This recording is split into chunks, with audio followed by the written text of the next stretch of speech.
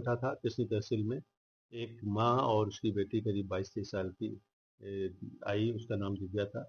उनकी एक समस्या थी, उनको धैर्यपूर्वक सुना गया, करीब 5 मिनट मैंने ही सुना। उस एक वीडियो बना के लाई थी खेत का अपने, उसको भी देखा।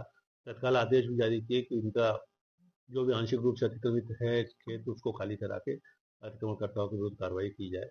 और एसडीएम ने भी उनको सुना, लेकिन मुझे लगता है किसी के बहकावे में आकर उसने तत्काल आत्महत्या करने की धमकी देनी शुरू की। उसको शांत करने का बहुत प्रयास किया गया, उसको समझाया गया, लेकिन वो आत्महत्या करने की बात बार बार कह रही थी।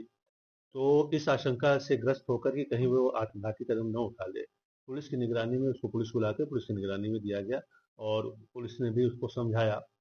धीरे धीरे उसका आवेग शांत हुआ तो उसको अपनी गलती समझ में आई। तो लगभग 2-3 घंटे के बाद वो क्षमा याचना करने लगी और उसको मुचलके में छोड़ दिया गया। तो जो कदम उठाए गए उसके प्राणों की रक्षा के लिए उठाए गए, और कोई इस तरह का आत्मघाती कदम न उठा ले। मैनपुरी में पहले 1-2 घटनाएं ऐसी हुई हैं हाल में ही, जहां पर दबाव बनाने के लिए लोगों ने आत्महत्या करने का प्रयास करना दिखाया और उससे माहौल खराब हुआ। साथ में वो लड़की जो थी वहां पर पब्लिक ट्रैंक्विलिटी, लोक व्यवस्था को भी भंग कर रही थी। बहुत तेज आवाज में बोलना, आत्महत्या की बात करना। तो बार बार समझाने पर जो वो शांत नहीं हुई, तो उसके लिए बेस्ट यही लगा, मुझे सबसे सर्वथा उपयुक्त कदम ये लगा कि इसको निगरानी में रखा जाए ताकि इसका आवेग शांत हो। अब इस बात को तोड़ मरोड़ कर सफेद झूठ फैलाया जा रहा है कि उसको जेल भेज दिया गया। सच्चाई यह है कि उसकी समस्या पे कल ही राजस्व टीम गठित कर दी गई, कल भी राजस्व टीम उसके यहाँ गई थी और आज भी वो राजस्व टीम अपना काम कर रही है। हम मेरी समस्या अभी जब ये रिकॉर्ड हो रहा है तो पैमाइश हो चुकी होगी और उसको कब्जा दिलाया जा चुका होगा। वो माँ बेटी भी अपने घर पर हैं, कल ही से सकुशल हैं।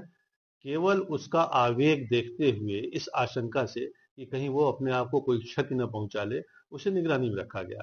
तो ये बात बिल्कुल झूठ है कि उसको जेल भेजा गया या उसकी ऊंची आवाज या अपनी समस्या कहने पर नाराज होकर कोई कार्रवाई की गई है।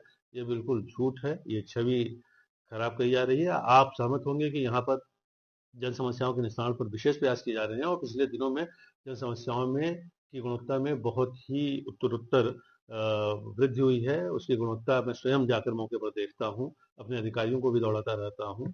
और पब्लिक से भी ये कहना है, सामान्य जनता से, कि अपनी किसी भी समस्या को लेकर कभी भी मेरे पास आ सकते हैं, IGRS पोर्टल पर शिकायत कर सकते हैं, उनकी समस्याओं का त्वरित निस्तारण होगा। और ऐसे लोगों से सावधान रहें जो आपको उकसा रहे हैं या बहकावे में ला रहे हैं, क्योंकि उनके लिए केवल अपना स्वार्थ सिद्ध करना प्रमुख है। आपकी समस्या से कुछ लेना देना नहीं है। आपकी समस्या का निस्तारण जिला प्रशासन और पुलिस ही करेगी। आप निसंकोच होकर आएं और